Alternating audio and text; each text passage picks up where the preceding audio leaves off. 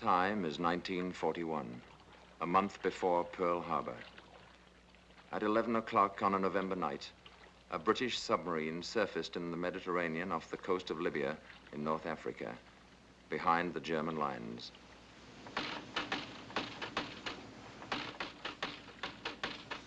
You sure the light carries that far? It should. There they are.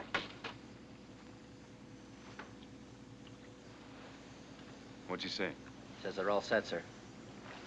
Tell them we're coming in. Come on.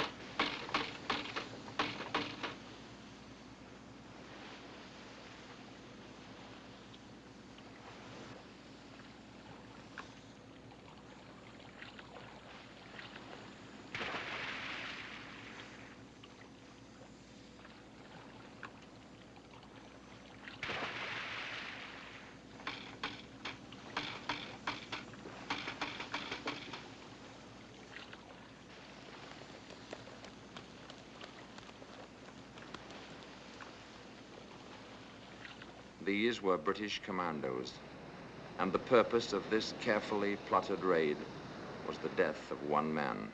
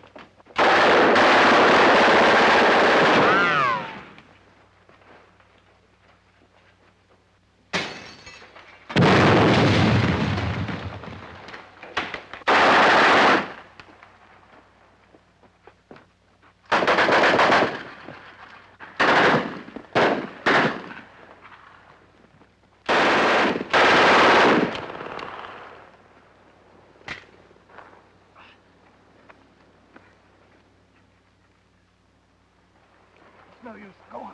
Get out of my arms. No use, I tell you. Get out of here.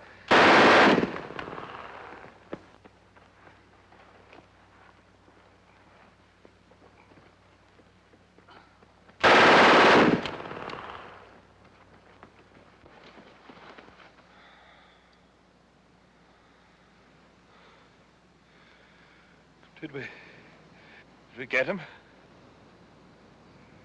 Are you serious, Englishman?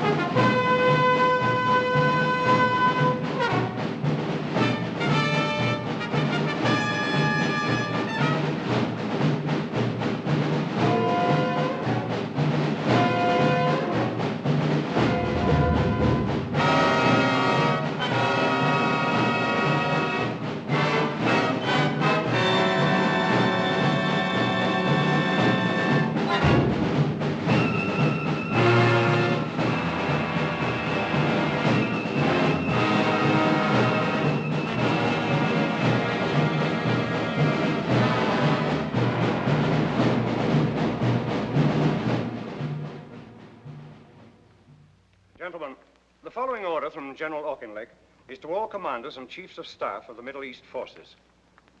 There exists a real danger that our friend Rommel is becoming a kind of magician or bogeyman to our troops, who are talking far too much about him. He is by no means a Superman, although he is undoubtedly very energetic and able. Even if he were a Superman, it would still be highly undesirable that our men should credit him with supernatural powers. I wish you to dispel by all possible means the idea that Rommel represents something more than an ordinary German general. Please ensure that this order is put into immediate effect and impress upon all commanders that from a psychological point of view, it is a matter of the highest importance. Signed, C.J. Auchinleck, General, Commander-in-Chief, MEF. This is the North African desert in June of 1942. And these are British soldiers taken prisoner the night before by units of the German Afrika Korps.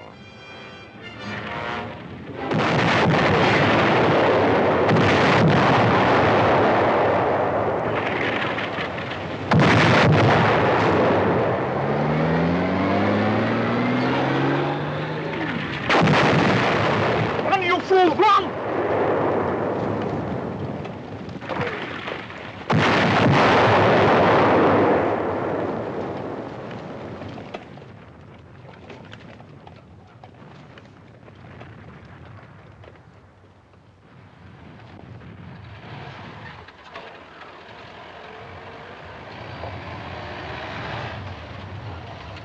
You, come on, get out of there. Get over with the other prisoners.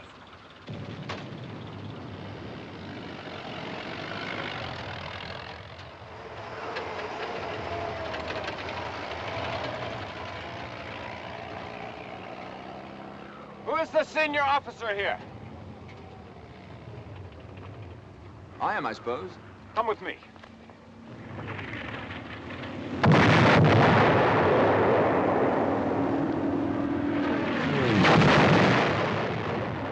What's your rank? Lieutenant Colonel. All right, Colonel, I want you to go along with these two officers on a flag of truce and tell that battery to stop firing. Tell them they're killing their own men. Sorry, I can't do that. Don't tell me what you can or can't do. I'm giving you an order. Here, tie this on that rifle. Listen, Major, I'm a prisoner of war. You can't give me any such order. You know that as well as I do. I'm not going to argue the point with you. Either you do as I tell you, or we'll soon find a way to make you. Are you going or not? Major! Major! What's the row?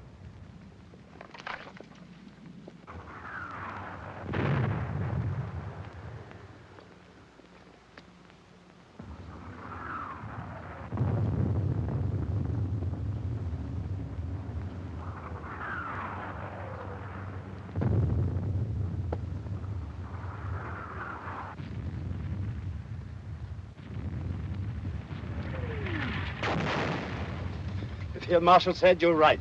Field Marshal?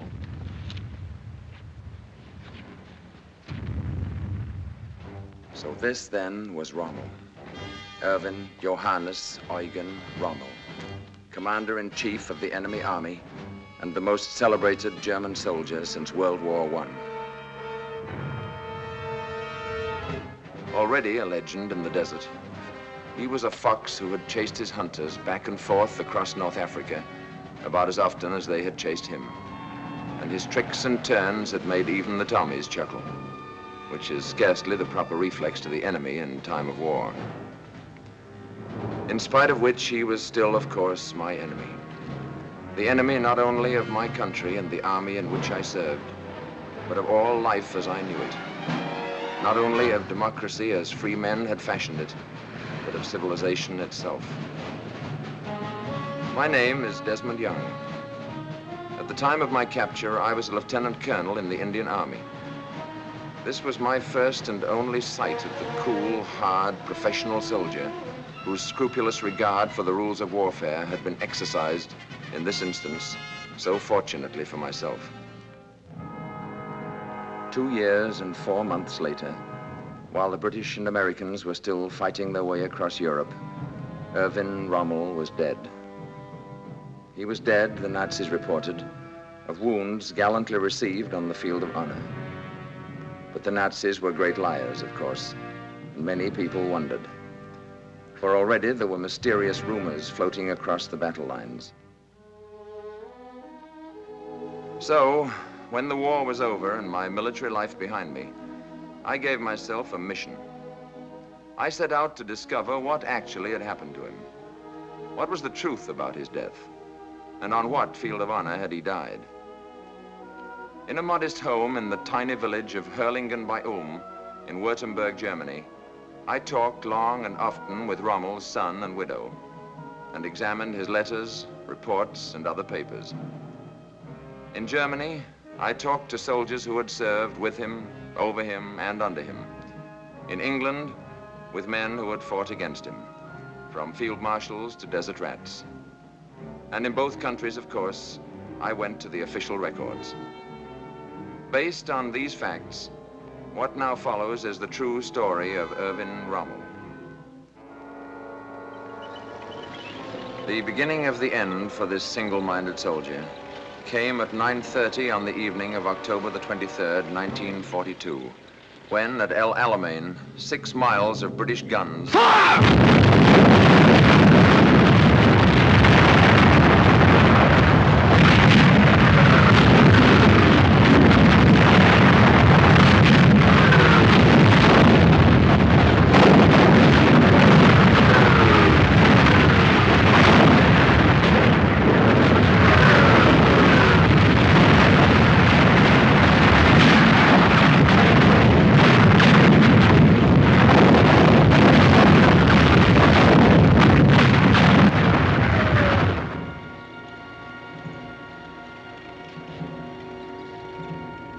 I discovered that actually Rommel was not in Africa when the storm of battle broke. Suffering from a chronic diphtheria of the nose, he had been relieved of his command a month before and flown back to a hospital in Germany. But when the telephone rang at his bedside and a familiar voice from Berlin called on him once more, he rose and was in a plane on the way back to the desert within hours.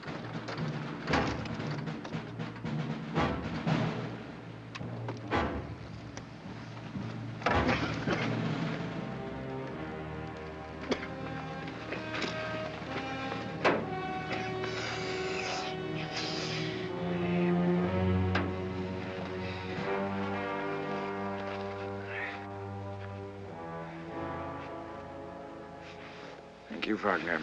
Still a dandy, I see. Just luck, sir. Good to see Welcome you. back, Good to sir. see you, sir. Shall we take a look at those maps? Over here. Have you been byline? Oh, very well, I suppose. Did you see Frau Rommel? Yes, she came and stayed a week at Semmering, she and Manfred. Well, I hope. How does it look today? Oh, they simply got too much for us. Too much of everything. If they keep this up much longer, I've no idea how we're going to get out of it. Not with the amount of petrol we've got, anyway. Oh, we've got petrol, haven't Some, but not enough. we? You mean it's still on the way? Neither on the way nor any prospect of it. Who told you that? I've talked to Rome 3 times in the past 2 days. There's no petrol on the way, nor any committed to us, as of 10 o'clock last night. Schultz. Aldinger.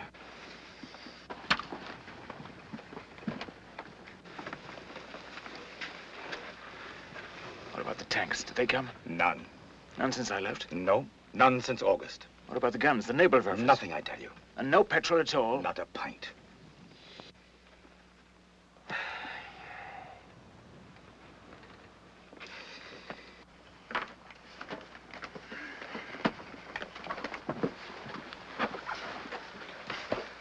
This is correct in the hour.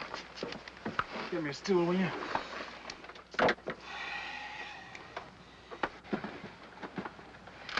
Here's where it's worst. The 15th's in a bad way, barely hanging together. They drove everything What's in there. this? The Trent Division, they came in here. Yes, I see now. How far's this armor? No further. They're doing pretty well. Where are my maps?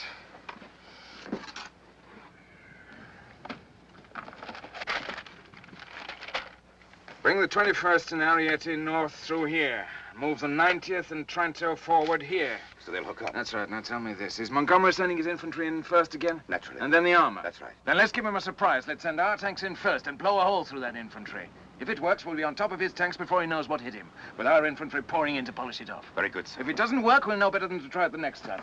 Come on, Aldinger. You're not going up now, are you? Don't you think you ought to turn in for an hour so first? After 3 weeks of being turned in, Where away, sir? let's head north and go in with the 21st.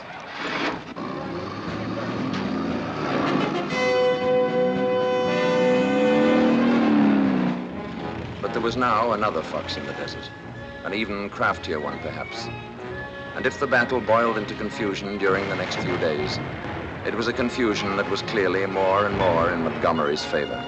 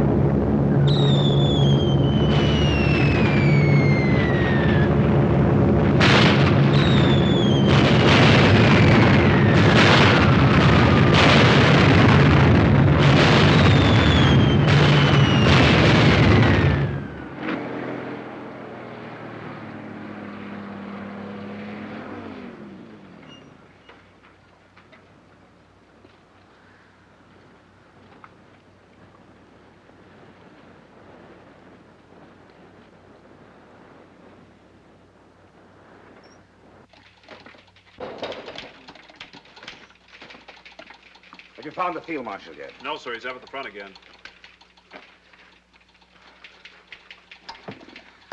I don't know how the men in the line feel about it, but so far as the staff is concerned, I'd just as soon have a commander-in-chief with a little touch of cowardice about him. Just enough to have him back here at headquarters every now and then. Keep after him, will you?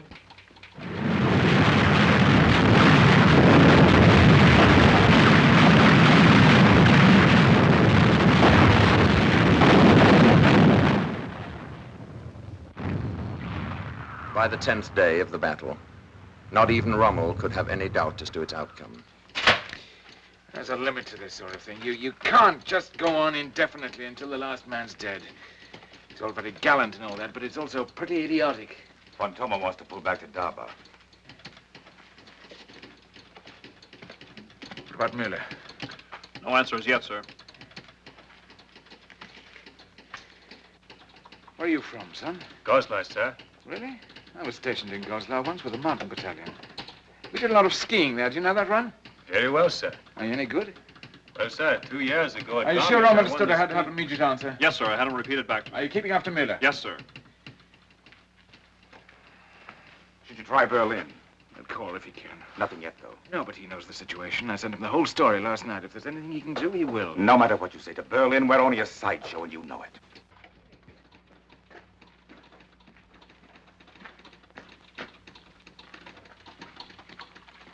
Well, what? Miller's in a bad way. How bad? Very, I'm afraid. If he doesn't pull back soon, he won't have anything to pull back. Well, where is he? Why can't we get an answer from him? His command car's gone. He's working in a carrier. And if he's got more than 40 tanks left, I'd be greatly surprised. How about the Italians? Miller thinks they've had about as much as they can take. Rome calling, sir. Well? Field Marshal Kesselring regrets. Well, that eliminates any further speculation anyway. It's now a simple matter of mathematics. With the petrol we've got left, we have two choices. We can remain here and be destroyed. Or we can pull out tonight and dig in somewhere for the next round. You think we still can? Pull out? Of course. Why not? Montgomery's got no petrol shortage, remember? No, but I don't think it'll be too difficult. Montgomery's a very deliberate fellow. He wouldn't dream of leaping after me the way I'd leap after him. He'd have to think about it a bit first. I don't see what else there is to be done. There's nothing else. Let's have plan C and notify all commanding officers to stand by for important orders. If we can move quickly enough. Berlin calling, sir. Who in Berlin? The Führer.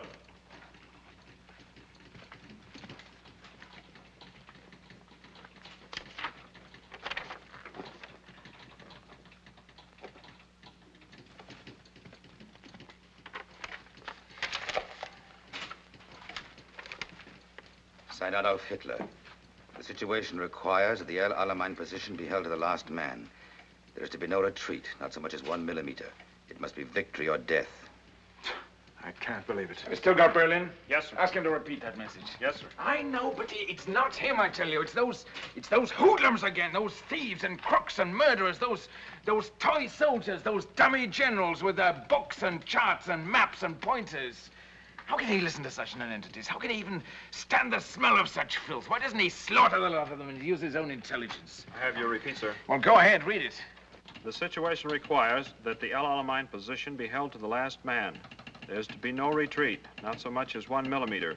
It must be victory or death, signed Adolf Hitler. It's incredible.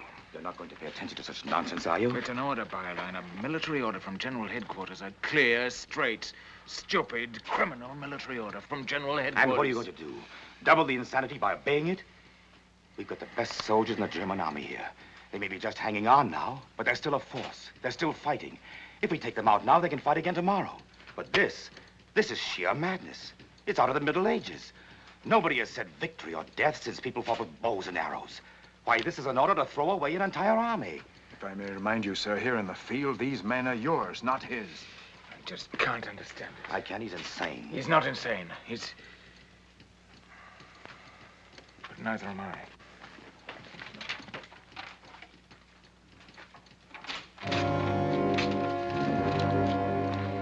Pull him out, Byline. I'll argue with him about it later.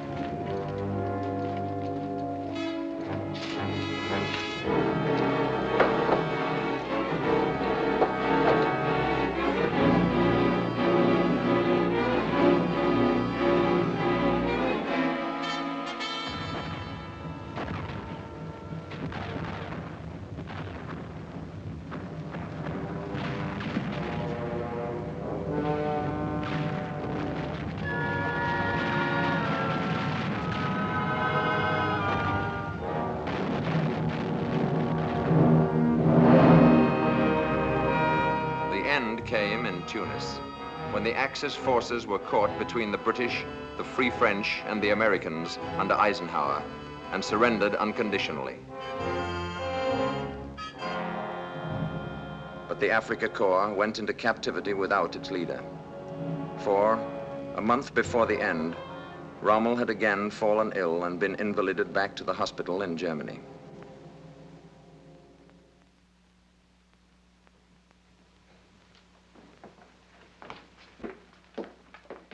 Good morning, Sergeant. Morning, Frau Rommel. Manfred. Morning. Dr. Stalin. Karl Stalin, Lord Mayor of Stuttgart. Dr. Stalin is an old friend of the Field Marshal's. I understand you'll find him much better this morning. All he needed was a little rest.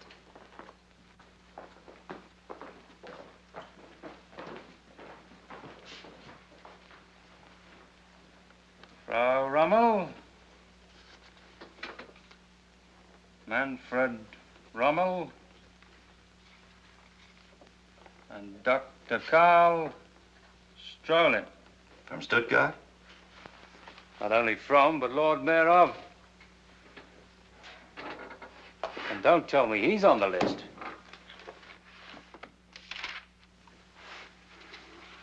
Dr. Karl Strolin, Lord Mayor of Stuttgart. She says you're an old friend of the Field Marshal. Nevertheless, there he is. To be kept under the closest observation whenever discovered beyond the precincts of Stuttgart. Not that it could really be described as an argument. It's impossible to have an argument with him in the sense that you and I could have an argument. He raves, he screams, he goes into such hysterics that it's like trying to make sense with a panic-stricken woman. He called him a coward. Did he really use that word to you? Not once, but several times. In Russia, he said, officers like me had been put against the wall and shot. Nor must I think it couldn't happen to me, too. And that was his thanks. That was his gratitude for all that Erwin has done for him. On the other hand, you mustn't hold people too accountable for everything they say when they're emotionally upset. The war's not going well, and he's naturally worried. But I'm afraid it'll be a long time before I forget what he did to the Afrika Korps. What was that? When the end was near, and I asked him to get them out, he said he had no further interest or concern in the Afrika Korps. And that was their thanks. Rommel, I should like to ask you a question. Of course, you don't care to answer it, I quite understand, but with your permission, I should like to ask it nevertheless. What is it? Do you really believe that we can win?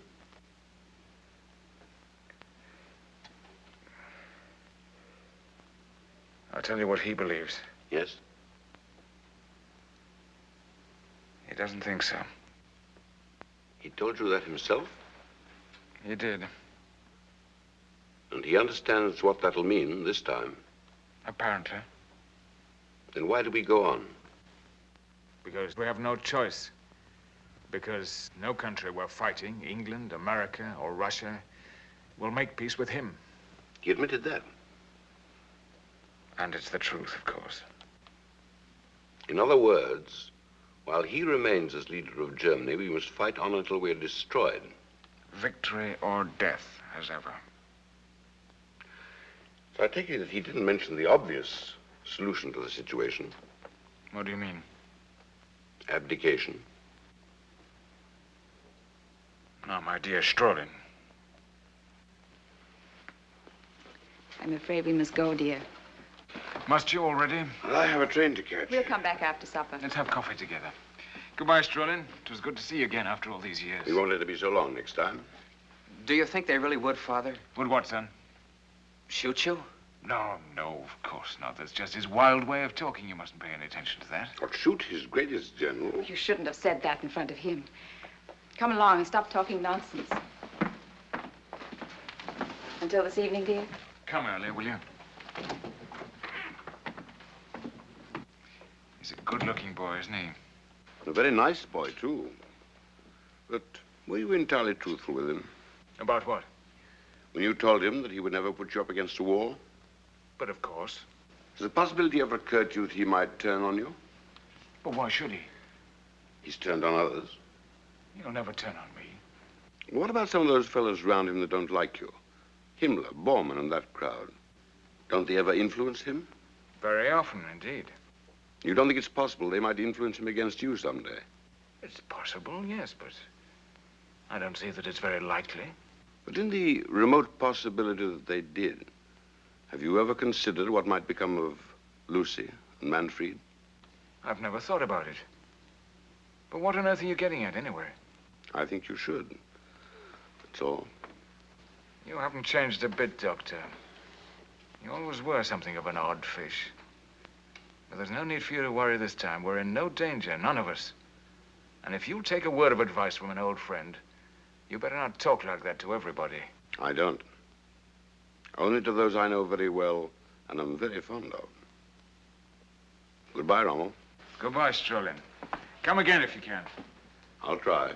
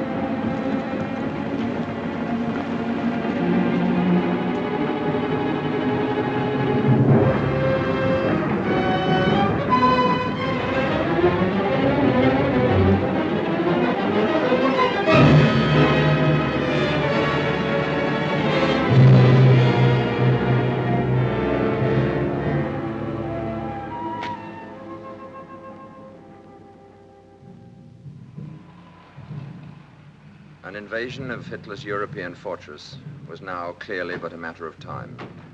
And in November of 1943, Rommel made a tour of inspection of the Atlantic defenses, preparatory to taking command of the Nazi forces that were gathering to resist the assault.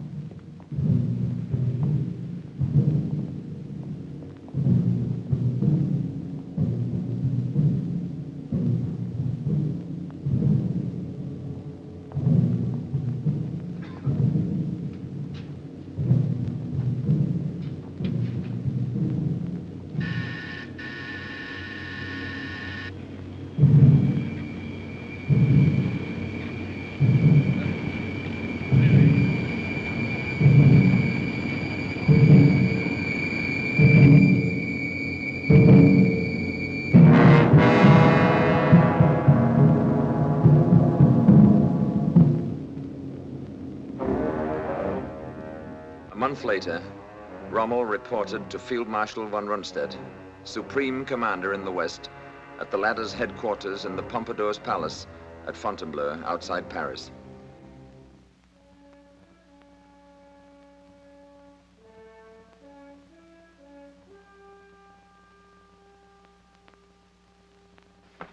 Field Marshal von Rundstedt, gentlemen.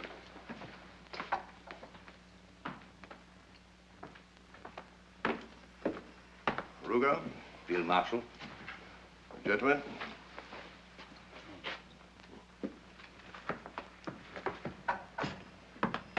Good to see you, Ronald. Field Marshal.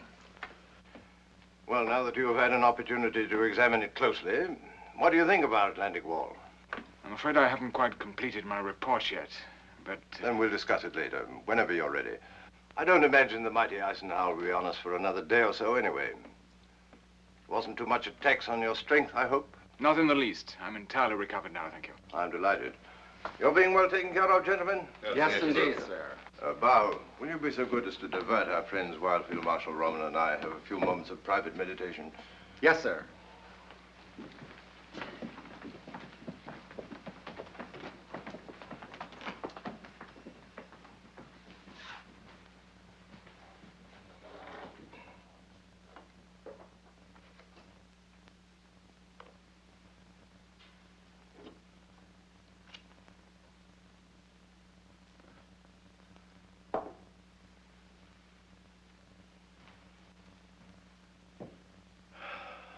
Appalling, wasn't it? You can't even see why it's called a wall. The big ports like Havre and Ostend and Cherbourg are protected well enough, but the enemy's not coming in on the Queen Mary. Nothing at all has been done about the beaches. Why, I saw 50 places where an army of children could come ashore. The trouble is labor. We have the plans for fortifications the devil himself couldn't breach. Solid steel and concrete from Denmark to Spain. I'm afraid our French friends aren't being as cooperative as they might be. Even when driven to the job, they move like snails. Either we break it up while they're still waiting ashore, or we're in trouble. Is that the way you'd meet it? Stop them on the beaches. Crowd the water with mines and traps and tricks and hit them while they're busy trying to keep themselves from drowning. Here. Down here. And here. I don't agree with you. But the difference of opinion will probably remain academic. As it happens, neither you nor I will determine the tactics in this operation. Not above the regimental level, anyway. You mean Berlin? I mean the Bohemian corporal himself is assuming sole and total command of this operation. You and I will function simply as instruments of his astrological inspirations. And in case you're afflicted with an understandable skepticism, this is official. But that's an utterly impossible situation. Then you should by all means explain that to him. You've made no protest yourself? After you've interfered a dozen times or so with a man's rather enthusiastic determination to cut his own throat, there comes a moment when you're inclined to stand back and view the whole matter with a certain detachment. You've no objection to my pointing this out to him, have you? On the contrary, I bestow my blessings on your courage and optimism.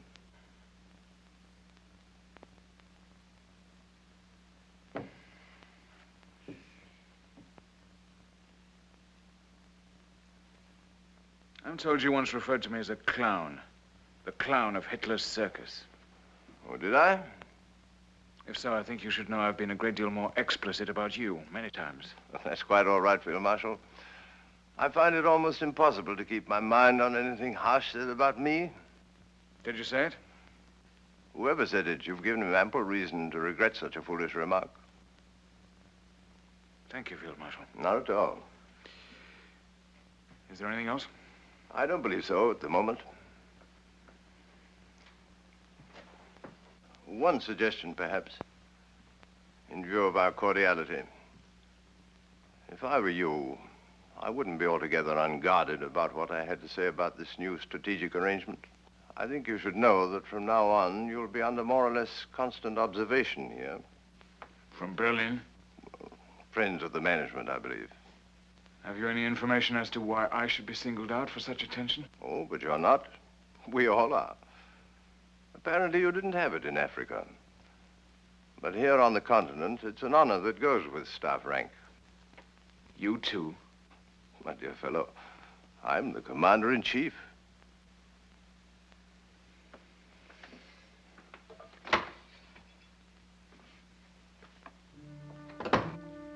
Two months after that, in February of 1944, during one of Rommel's rare absences from the Atlantic frontier, his old friend, Dr. Karl Strolin, sought him out again.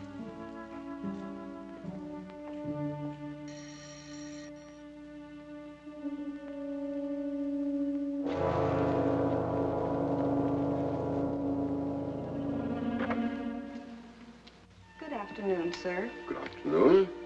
Dr. Strolin to see the Field Marshal and Frau Rommel. Come in, sir.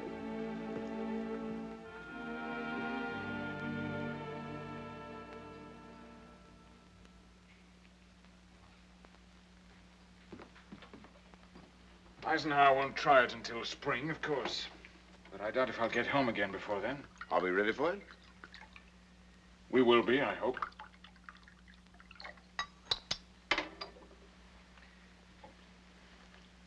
To your very good health, Doctor. To yours, my dear Rommel. How do you know this room isn't wired? Wired? Why should it be wired? Does our friend Himmler have to have a reason for wiring a room? No, I don't suppose he does. But I don't think you have to worry about this one. Why?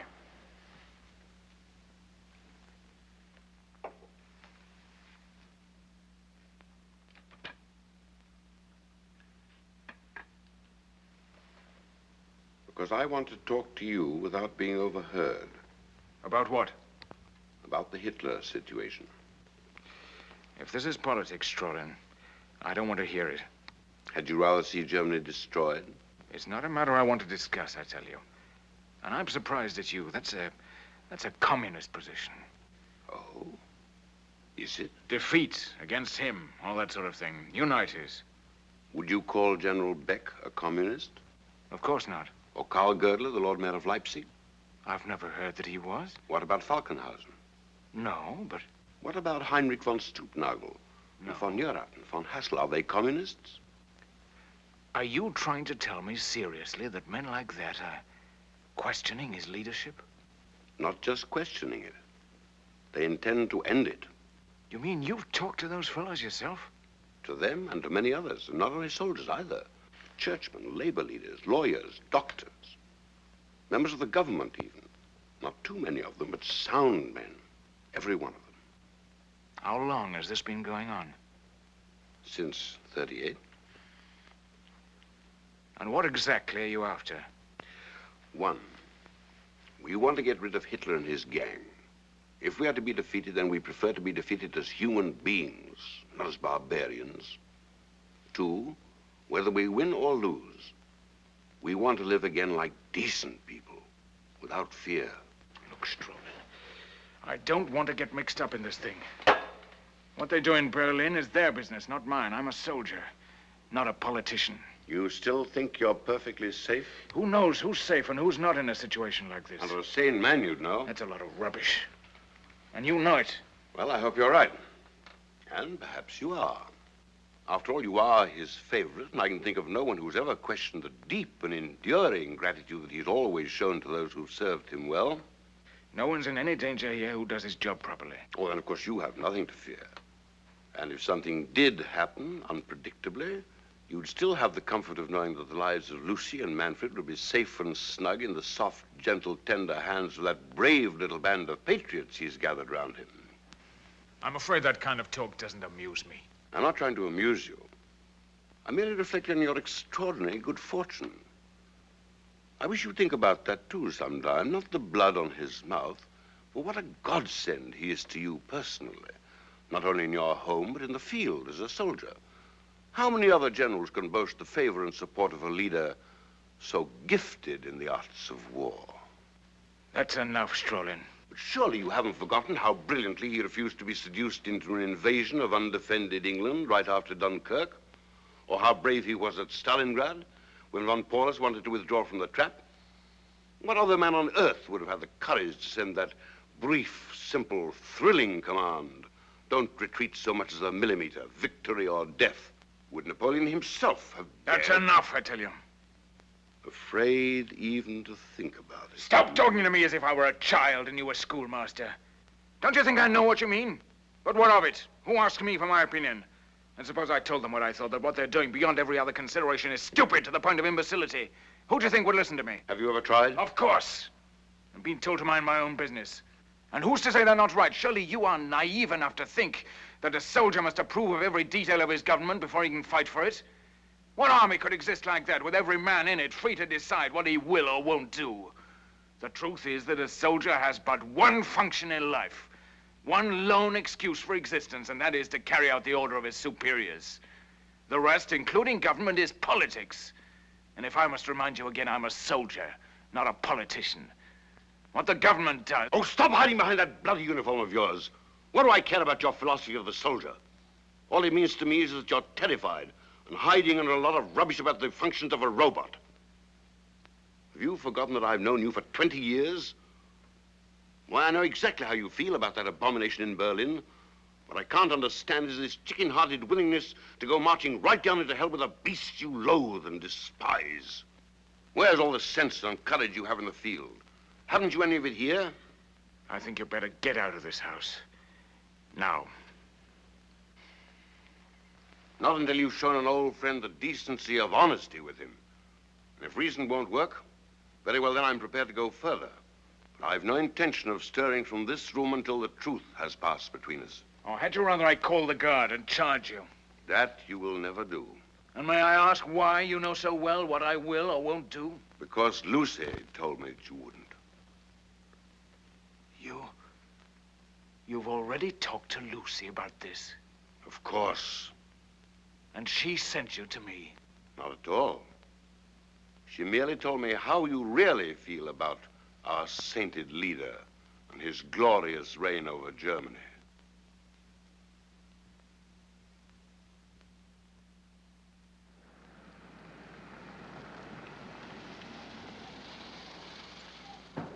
Father!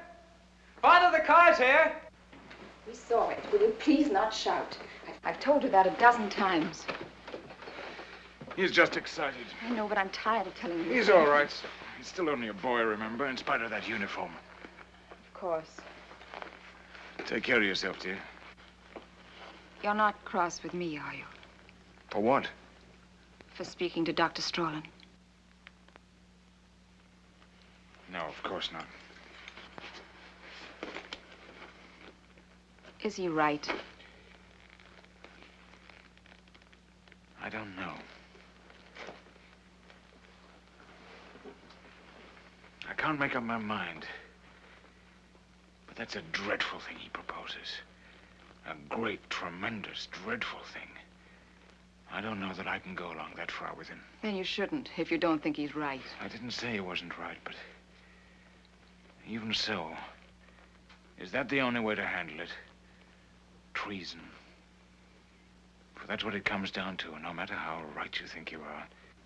You think it would be better to let things go along as they are? No, I don't, but there must be some better way of handling it. I mean, if I could see him alone again and explain this situation to him. Can you tell me how a man can fight a war under such conditions? Isn't it enough that we're facing an invasion without... No, never mind now. You don't have to decide this minute. It'll come to you when it's time. What do you think, really? I can't tell you, dear. I don't know. But never mind now. When the time comes, something will tell you. You better go along now. You're late already.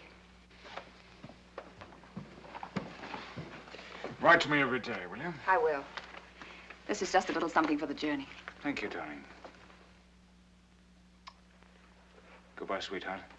And don't worry about me. I'll try not to.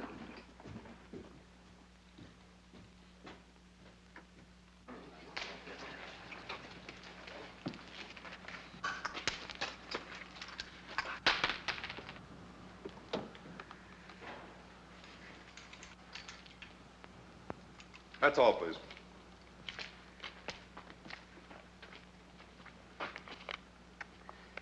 Goodbye, son.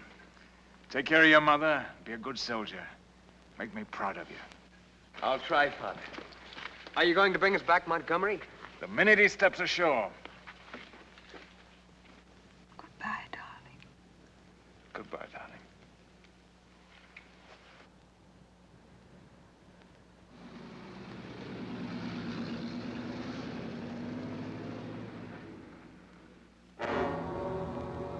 And then, finally, after 4 long years of preparation, it came. D-Day. And the greatest armada and the vastest movement of men and arms in the history of the world rose from England and set out for the assault on the beaches of Normandy and the German fortress of Europe.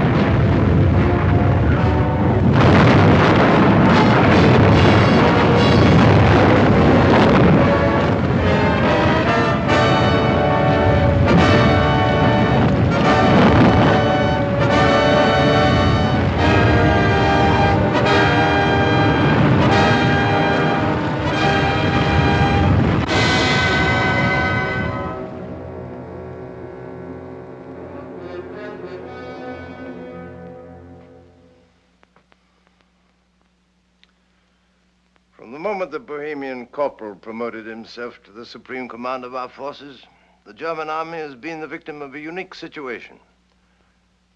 Not only too many of the enemy, but one too many Germans. You don't think he's ready to give us the 15th Army yet? I don't see how he can, under the circumstances. His astrologers have informed him that this is only a feint, that the real invasion is yet to come, north of Calais. The 15th Army is sitting on those cold beaches up there, waiting for an invasion that has already taken place, is an excellent example of war by horoscope. We've got to have those troops. If we're not allowed to maneuver, we've got to be able to support these positions. We've got to see him again about it. I tell you this in confidence, Rommel. I don't think anything we can do would be of the slightest use. The pattern for defeat has already been set.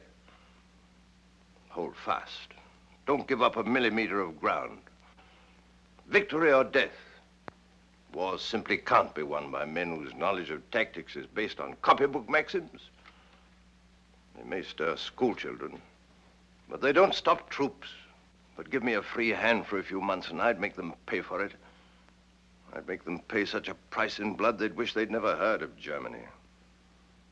I might not be able to stop them all, but they'd know they'd fought an army, not a series of stationary targets. But he'll never let us, of course. You know how firm corporals are.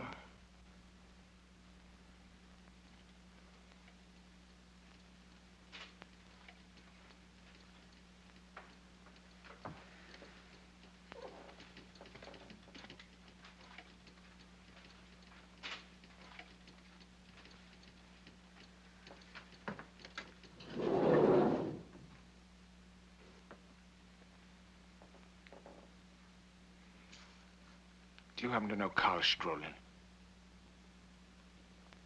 Strolin? The Lord Mayor of Stuttgart. I remember that name from somewhere. Or Dr. Goerdeler of Leipzig. You too? Every day that passes, every minute of the day, convinces me more and more that theirs is the only possible solution. Your words, you must understand, mystify me. They propose to arrest him, take over the government, and move immediately to make peace with Eisenhower. I shall, of course, deny that this conversation ever took place, but that's a particularly childish idea. Eisenhower's not going to make a separate peace, and why should he, with things going so well as they are? That part of your plan is doomed, obviously, from the start. But you don't disagree with the basic proposal? I'm sorry, but I don't believe I heard the question. In any case, if they came to you for counsel or advice, would you receive them? Oh, no. No. No, I'm afraid not, Rommel. It's too late. Much too late. Even if they moved immediately? You misunderstand. Not too late for that. Too late for me. I'm 70 now. Too old to revolt. Too old to challenge authority. However evil.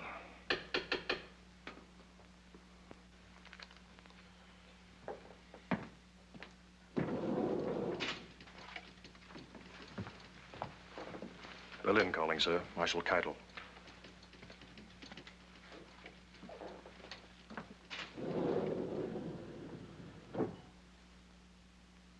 Keitel? Von Rundstedt. Yeah. Is this true about Cherbourg? I'm afraid so. But this is dreadful. How can I give such news to the Fuhrer? You've reported misfortune to him before. Why should this one present such a problem to you? But that's just it. We've had nothing but bad news for weeks. Isn't there any good news I can give him at the same time? Have you checked on the Russian front this morning? We're not discussing the Russian front. We're discussing yours. This whole situation in the West becomes worse with every report. I'm actually embarrassed to have to give him another disappointment like this. Can't you think of anything we can do about it? Certainly. Give us those 90 divisions of the 15th Army who are sitting around Calais playing cards. You know that's impossible. The Fuhrer has already explained the necessity for leaving them there. Very well, then. Give us permission to pull out of Normandy and set up a line that we can defend properly. Your orders are to fight where you are, and that's exactly what he expects you to do. Is it possible you have no better suggestion than that? One very much better, in fact. Make peace, you idiot.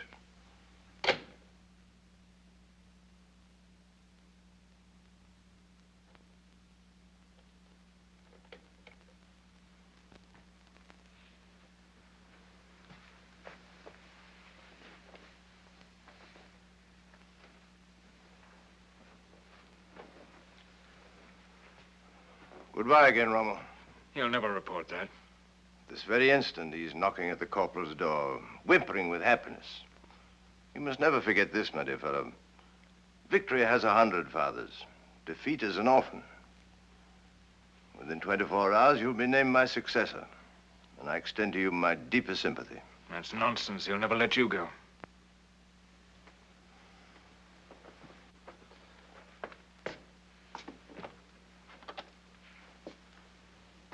But not too old, I might add, to wish your friends the best of luck in that extremely interesting project.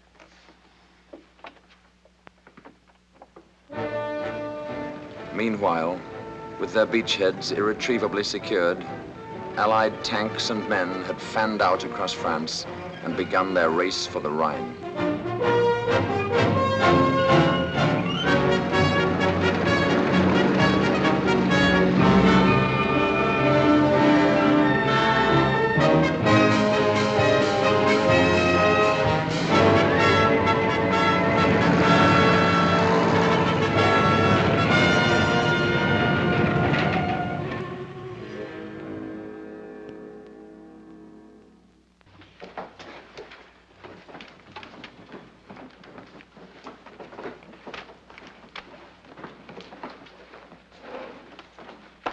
These where you can get to them quickly. Also those files there. Keep the key yourself and use your own judgment about the rest of it. Very good, sir. Field Marshal.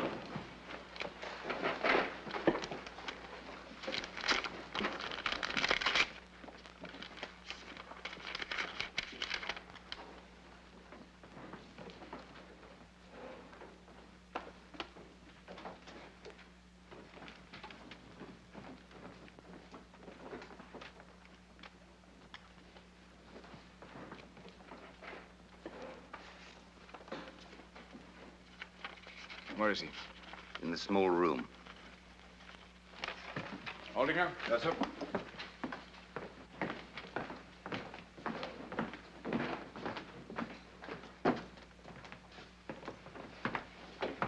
Colonel, I'll try to be as brief as possible, Field Marshal. Perhaps you better keep an eye on the corridor. Yes, sir.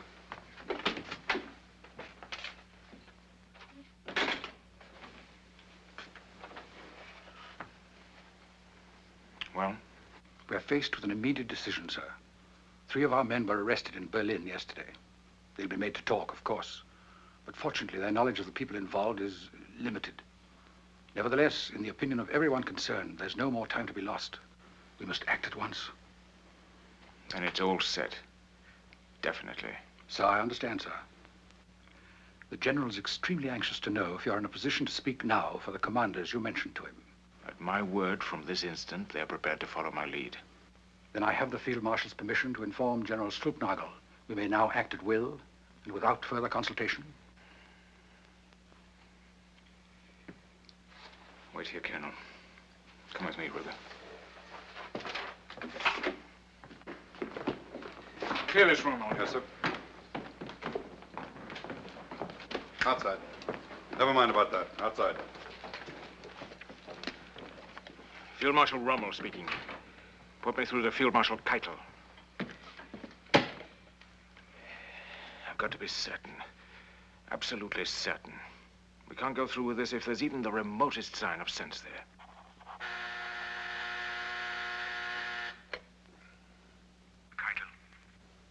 Rommel? Now listen very carefully, Keitel. I've got to see the Führer at once, somewhere in France. I can't explain on the telephone, but you must make him understand that it's a matter of the greatest urgency. I suggest tomorrow morning. On June 17th, they met in Hitler's underground stronghold at Magival, near Soissons. This is an extremely difficult duty, my Führer. But circumstances leave me with no choice. We've reached a crisis on this front that calls for a decision on the very highest level. But you've said that. You've said that before.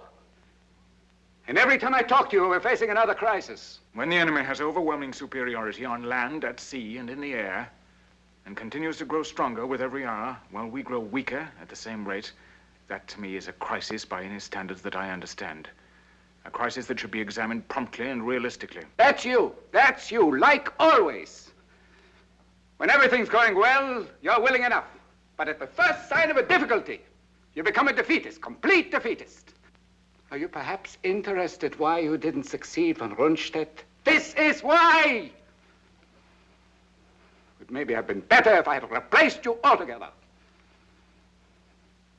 Have you perhaps a little confidence in me? More, it would seem, than the Führer has in me. May I continue? And what my V bombs are doing to London, has no one told you? No one? Yes, sir. But why not to the beachheads?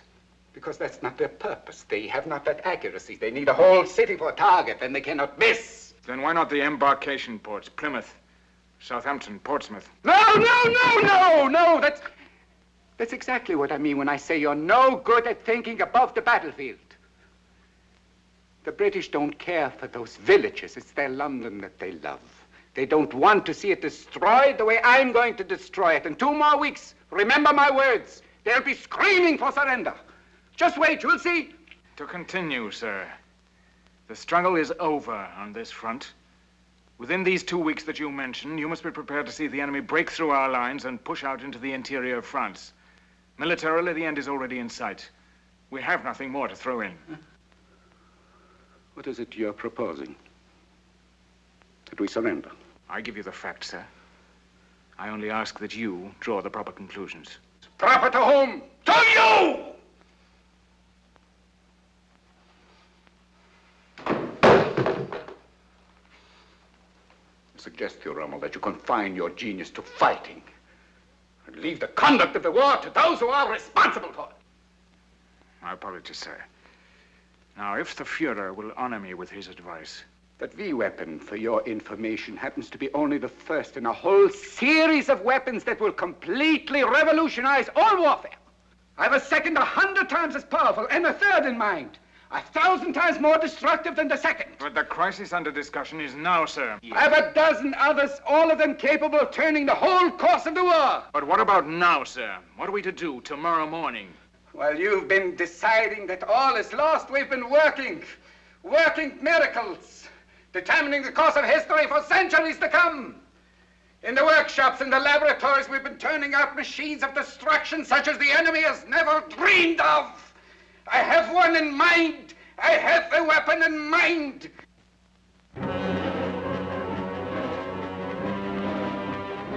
Now definitely committed to the plot to assassinate his Führer, Rommel was still trying to whip fight into his crumbling front, when on June the 17th, on a country road near a village with the ominous name of Montgomery,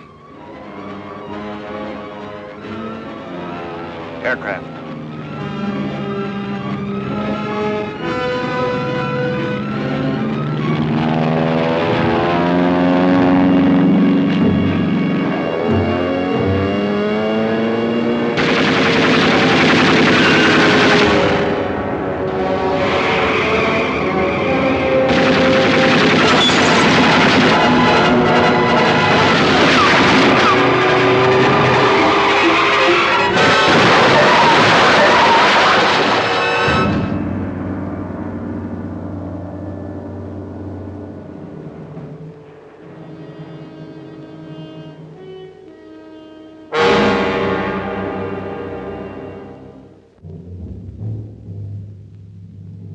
Later, on July the 20th, while Rommel still lay unconscious in a hospital in France, Adolf Hitler and his staff gathered for their fateful conference in a fortified barracks at his headquarters in East Prussia.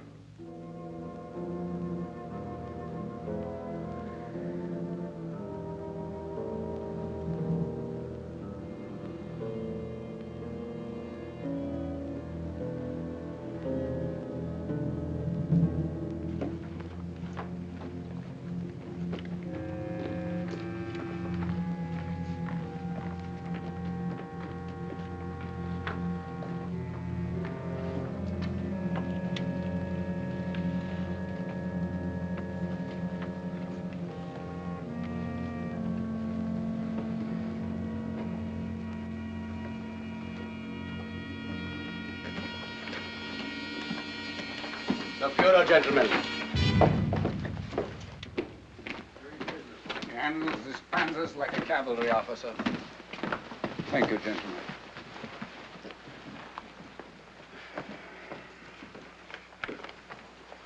My Führer. Yes? Stauffenberg, sir. Yes, Stauffenberg, of course, from General Fromm. Yes, sir. Good to see you again. Thank you, my Führer. Gentlemen, your attention, please.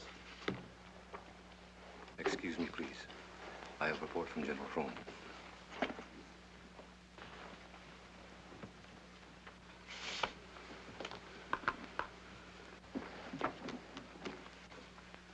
Where's Scaring? On his way now, sir. Hmm? Well, when you're fat, you don't move so fast. Huh? Colonel Count von Stauffenberg? Yes. Telephone, sir. Thank you.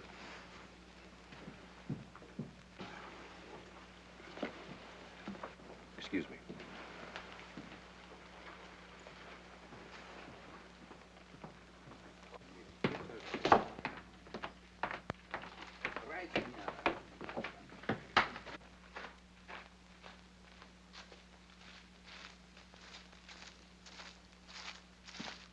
All right. Suppose we start with the Russian front.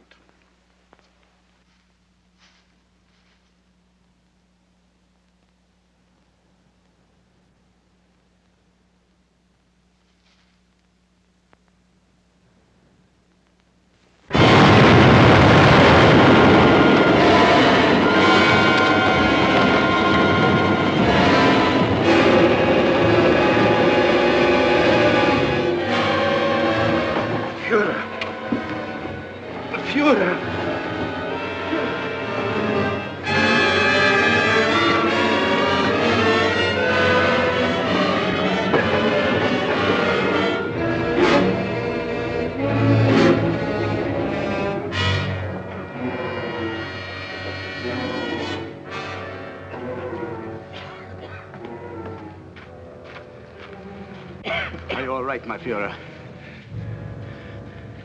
I'm all right. For that failure, 5,000 suspects paid with their lives during the few days that Hitler spent in hospital. As for Rommel, recuperating at Hurlingen from injuries that would have destroyed any but the toughest of men, all public mention of his name suddenly stopped, and a complete and official silence settled over the very subject of the nation's most celebrated soldier. For 3 months, he remained in this sinister isolation, until the afternoon of October the 13th in 1944. Keitel? How are you, Ronald? Getting along, thank you. Well enough yet to come up to Berlin? I'm afraid not yet. In another week or two, perhaps. Why? I could send a special train for you. That's very good of you, but I really don't feel up to it yet. Is there some particular urgency about it? How soon do you think you'll be ready for another command? Another 2 weeks, I suppose. 3 at the most. If we send someone there, would you be able to discuss the situation with him? Of course.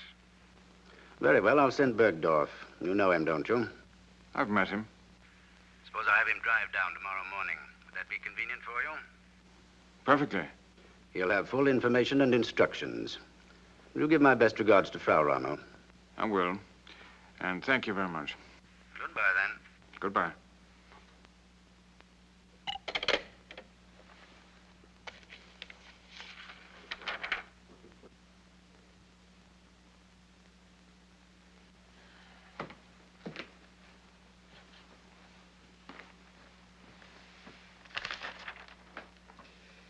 Keitel. He's talking about another command again. When? When I feel like it, I suppose.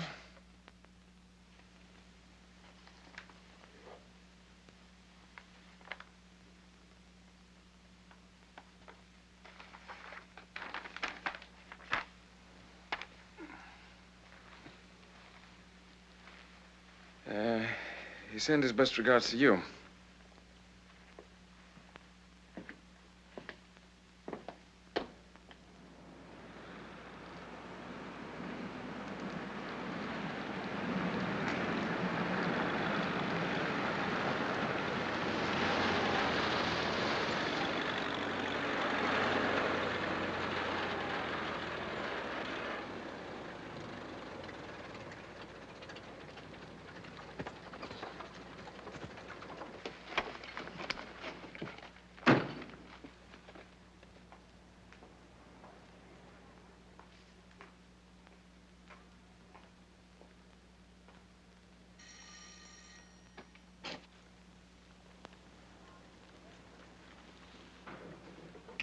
We're here to see Field Marshal Rommel. I'll tell him, sir. Would you tell him that... Come in, Bogdov.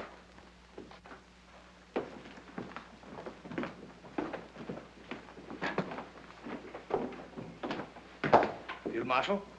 It's good to see you again. And you, General. I don't believe you've met my wife, have you? I haven't had the pleasure, sir. My dear, will you allow me to present General Bogdov and General... Meisel, sir. General Meisel.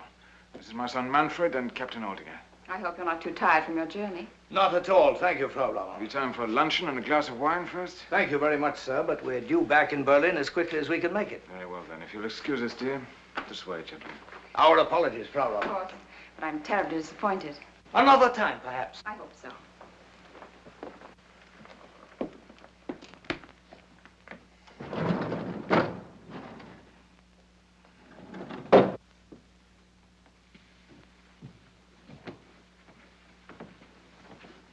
I hope it's the Russian front, don't you?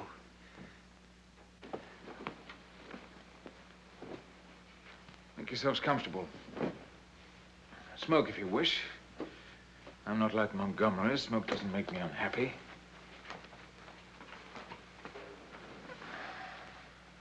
At your service, gentlemen. We come directly from the Fuhrer, Field Marshal. Yes? And what we have to say to you comes directly from his lips. Yes? Our instructions are to tell you first of his deep appreciation of your many heroic services to the state. Go on. And his regrets over your unfortunate accident. I was sure his silence since then meant only that there were more important matters on his mind.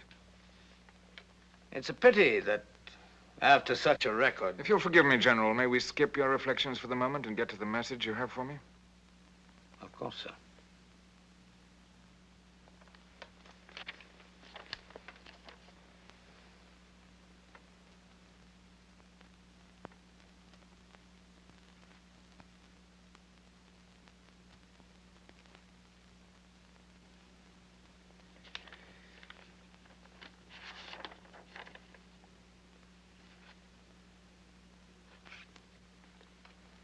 You'll observe that the charges are supported by an overwhelming body of testimony. I can read, thank you.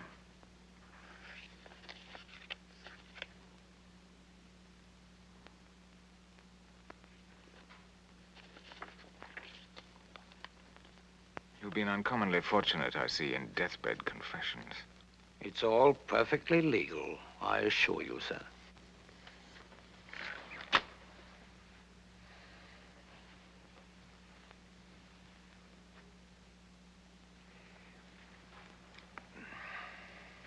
You may inform the Fuhrer that I look forward to answering these charges in court. You don't intend to deny them, do you? I said, you may inform the Fuhrer that I look forward to answering the charges in court. The Fuhrer is extremely hopeful that this matter can be settled without exposing it to the inevitable publicity of a court trial. Very well, then. Let him withdraw the charges. His view is that nothing but harm for everyone could come from a trial. My orders are to remind you in the strongest terms possible of the damage that testimony like this could do to your name and reputation. But what does he expect me to do? Plead guilty? To you? Well, naturally, not that, of course. I know what he wants. He wants me to keep my mouth shut. He doesn't want me to speak out and tell what happened where it can be heard. Well, you may tell him for me that that's very thoughtful of him, but that I'm quite capable of taking care of my own name and reputation in my own way, which will be in a proper court of law. But to what end, sir? The verdict is already indicated. He told you to tell me that, too? The evidence is there. What defense is possible? Then, what does he suggest?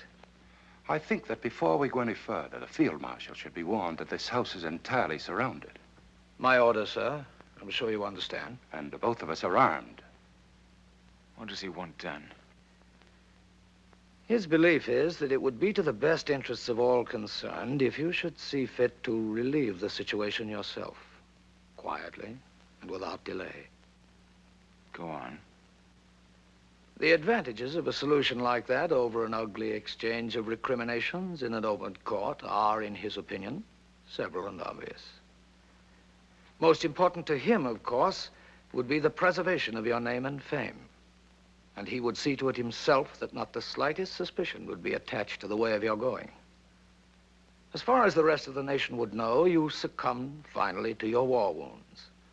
That would be the official announcement. And the state would then honor your memory, and your family as well, with a generosity that would be historic. That was his word, historic. Your name would live on in the glory it once deserved, while your wife and son would never want for either safety or comfort as long as they lived. I have a choice. In a sense, yes. A choice to die now or later. It amounts to that, I'm afraid. How long have I to make this choice? We're due back in Berlin as early this evening as we can make it. The penalty in this case, I'm told, would be the garrote, death by strangulation. The drug I've brought with me is effective in 3 seconds and painless.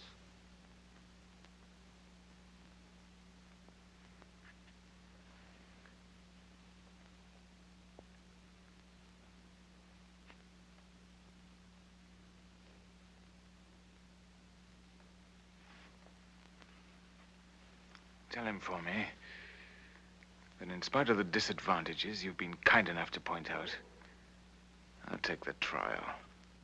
It may be, as you say, a futile defense, but I think it should be heard nevertheless. There might be some value in it for those who hear it. It might even move some to stop and think for a moment or two, as finally I did. Though unfortunately too late. In any case, it's my life, and that's my choice. I confess my disappointment with your choice, sir. My heart, of course, bleeds for you. The unfortunate part of it is that if you insist on a trial, I have no authority to offer any guarantees for the safety and comfort of your son and widow.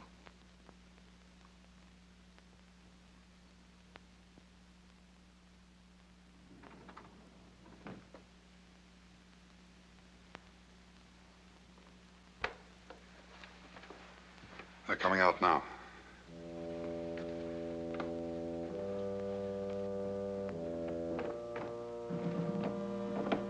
All over, sir? I believe so.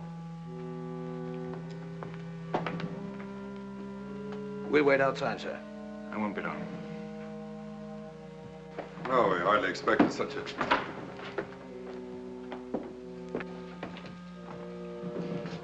Over already? Wait there, please. I'll be down in a few moments.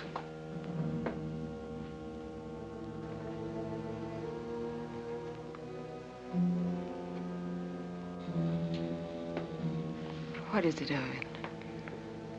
I want you to be strong, darling. I want you to be very strong and very brave.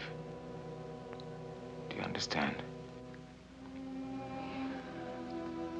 I've got to go away now, and I won't be back. Do you want me to tell you any more? There's no way out. No.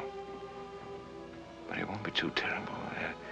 They're giving me a drug. It's painless and effective immediately. We're leaving now, and I'll do it as quickly as possible. We've got guns. Can't we make a break for it? No, there's nothing that can be done. They've thought of everything.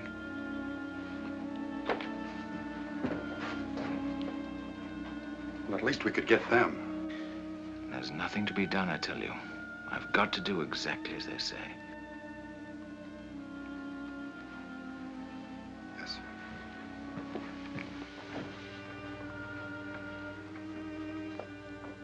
Are you going to be brave now?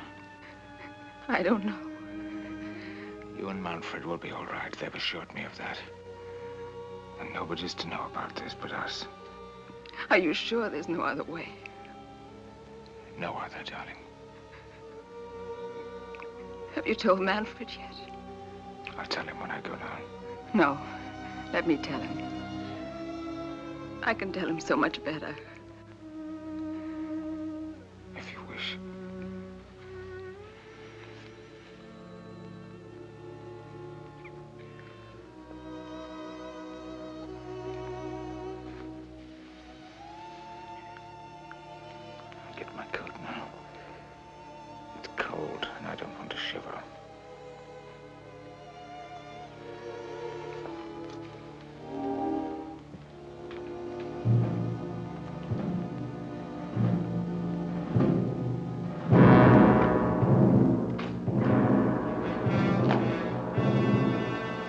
Marshal's coming out now.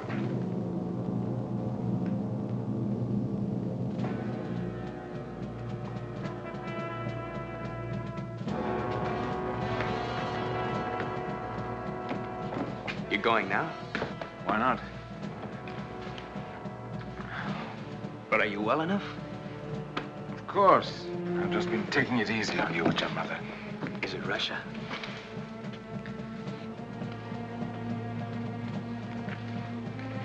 Goodbye, Oldinger. Old dear friend. Goodbye, sir. Take care of him. Yes, sir. Can't you tell me? Don't ask so many questions. You're no better than to talk like that to a field marshal. But when will we know? Before very long. Goodbye, son. Be a good boy. Goodbye, Father. You'll stop them, won't you? We'll see.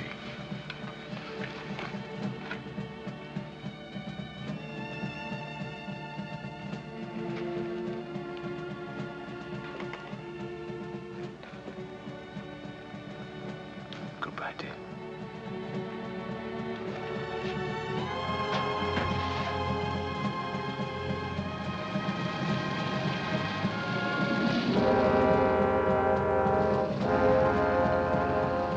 During that last short ride, what may Rommel's thoughts have been? Were they bitter that he had learned too slowly and struck too late? Or did they go back to the desert, where his military genius had first electrified the world? First at Mikaeli, then Tobruk, yes, and even El Alamein. In any case, his life and fate have best been summed up, ironically enough, in the words of Nazi Germany's sternest enemy, the Honorable Winston Churchill. His ardor and daring inflicted grievous disasters upon us, but he deserves the salute to which I made him in the House of Commons in January 1942.